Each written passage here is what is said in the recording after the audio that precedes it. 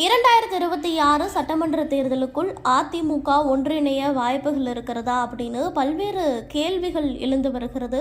அரசியல் விமர்சகர்களும் தங்களினுடைய கருத்துக்களை தெரிவித்து வருகிறார்கள்.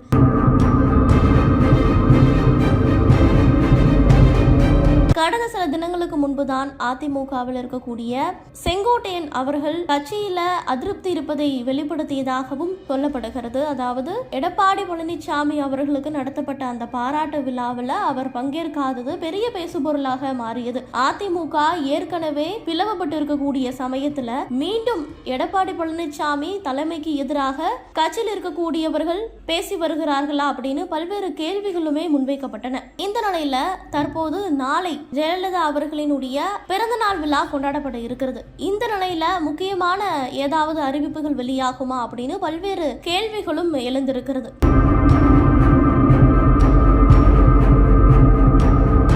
கடந்த சில நாட்களாகவே ஓபிஎஸும் செய்தியாளர்களை சந்தித்து பேசி வருகிறார். அதிமுக ஒன்றிணைய வேண்டும் அப்படிங்கறத கூறி வருகிறார். இந்த சமயத்துல ஜெயலலிதாவின் 77வது பிறந்த நாளை ஒட்டி கட்சியின் பொதுச் செயலாளர் எடப்பாடி பழனிசாமி தொண்டர்களுக்கு கடிதம் ஒன்றை எழுதியிருக்கிறார். இது தற்போது பேசு பொருளாக மாறி இருக்கிறது. இந்த கடிதம் மூலமாக அவர் என்ன சொல்ல வருகிறார் அப்படின்னு பல்வேறு கேள்விகளும் முன்வைக்கப்பட்டு இருக்கிறது. அந்த கடிதத்துல முன்னாள் முதலமைச்சர் ஜெயலலிதா பெண்களுக்காகவும் ஒட்டுமொத்த தமிழ் சமூகத்தின் வளர்ச்சிக்காகவும் கொண்டு வந்த அற்புதமான திட்டங்களை எல்லாம் இந்த அரசு சீர்குலைத்து நிறுத்திவிட்டது. இந்த அவலங்களை எல்லாம் மாற்ற வேண்டும், தமிழ்நாடு அமைதி பூங்காவாக திகழ வேண்டும் அப்படின்னு தெரிவித்திருக்கிறார். அதே மாதிரி அதிமுக ஒன்றிணையாது அப்படிங்கறதையும் இபிஎஸ் இதன் மூலமாக தெரிவித்திருக்கிறார். ஓநாயும் வெள்ளாடும் ஒன்றுபட்டு இருக்க முடியுமா? வளர்ந்து வெள்ளாமை ஆகுமா? விசுவாசியின் துரோகம் தோளுடன் நூல் நிற்க முடியாது அப்படிங்கறத தெரிவித்திருக்கிறார். அதிமுக தான் உண்மையான மக்கள் இயக்கம், மக்களுக்காக தன்னை அர்ப்பணித்துக் கொண்டிருக்கும் இயக்கம் இருக்கின்ற வரை, நான் இருக்கின்ற வரை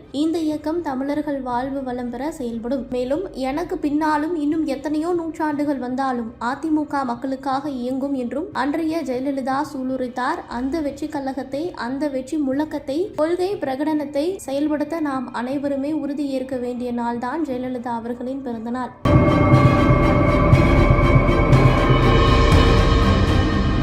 அதிமுக தலைமையில சிறப்புமிக்க கூட்டணி அமைய போகிறது அப்படின்னு தெரிவித்திருக்கிறார். இது தற்போது கவனம் பெற்று வருகிறது. இது மட்டுமல்ல, வேகத்தக்க வெற்றிகளை நாம் பெறப்போகிறோம், அதற்காக அயராது உழைப்போம் என்றும் எடப்பாடி பழனிசாமி தெரிவித்திருக்கிறார். இதில் முக்கியமான சில விஷயங்களை கவனிக்கப்பட வேண்டியதாக இருக்கிறது.